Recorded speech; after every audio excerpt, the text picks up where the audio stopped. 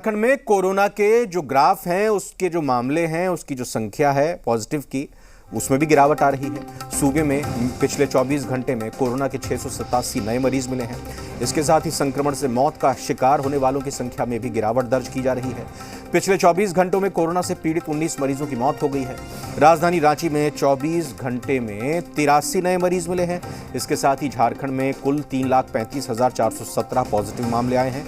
वहीं 11,783 सक्रिय मामले हैं। प्रदेश में कोरोना से 3,18,689 मरीज ठीक हो चुके हैं। कोरोना से झारखंड में 4,945 मौतें भी हुई हैं।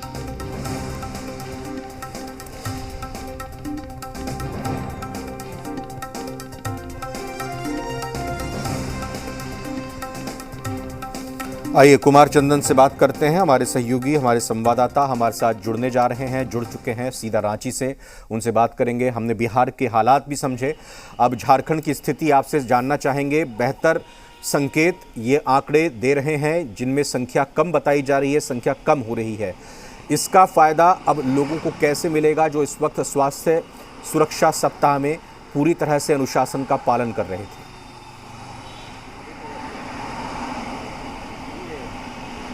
देखिए, बिल्कुल झारखंड में भी जिस तरह से संक्रमितों की संख्या में गिरावट आई है और आंकड़े अब 700 के नीचे पूरे झारखंड में सिमट कर रह गए हैं। राजधानी रांची में 70 के नीचे ये आंकड़ा है। तो ये एक संकेत है कि राज्य सरकार ने जो कदम उठाया, उसमें आम लोगों ने जो साथ दिया, उसका नतीजा है कि संक्रमण की दर में गिरावट आई है।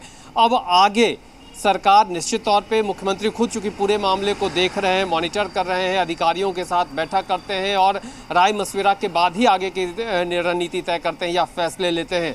तो अब आगे ये देखना होगा कि जब मुख्यमंत्री अधिकारियों के साथ बैठेंगे, उसमें हर पहलू पे चर्चा होगी और उसके बाद ही कोई डिसीजन लिया जाएगा कि क्या झारखंड को जो स्वास्थ्य सुरक्षा सप्ताह सख्ती वाला है, उसमें कुछ रियायतें दी जाए। क्योंकि यहाँ पे जिस तरह से संक्रमितों की संख्या लगातार अचानक से बढ़ने लगी थी, तो स्वतः पहले आम लोगों ने खुद से अपनी अपनी दुकानें और संस्थानों प्रतिष्ठानों को बंद किया था। उसके बाद सरकार ने भी स्वास्थ्य सुरक्षा सप्ताह को लागू किया था।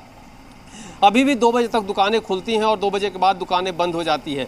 तो इसमें क्या रिलैक्सेशन मिलेगा, किस तरह की रूपरेखा होगी ताकि संक्रमित की संख्या आगे बढ़े भी नहीं, और जो आम लोग अभी स्वास्थ्य सुरक्षा सप्ताह के अनुशासन का पालन कर रहे हैं उसमें थोड़ी ढील मिले। तो इन सभी पहलुओं पे मुख्यमंत्री एक बार फिर से बैठक करेंगे, उसमें सभी विभाग के अधिकारी होंगे और उसी में आगे की रूपरेखा तय की जाएगी। महत्वपूर्ण बात यह भी नहीं भूलनी चाहिए, तीसरी लहर की भी आशंका जताई जा रही है और प्रदेश में सरकार तीसरी लहर, जिस पर बच्चों पर ज़्यादा असर पड़ सकता है, उसको लेकर लगातार तैयारी कर रही है। तीसरी लहर में लापरवाह नहीं होना है, यह भी ध्यान रखना है। चंदन,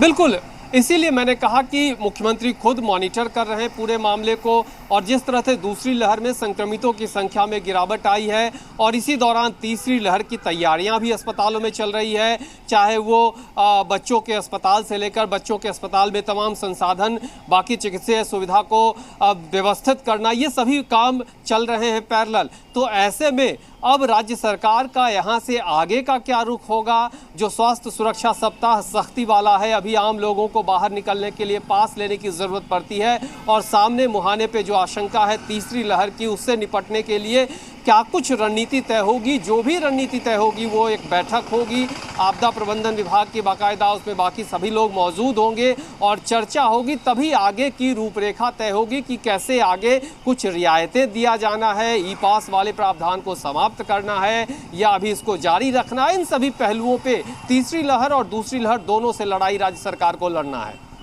शुक्रिया, आपका बहुत बहुत धन्यवाद पूरी विस्तार से जानकारी देने के लिए इस खबर पर, कुमार चंदन।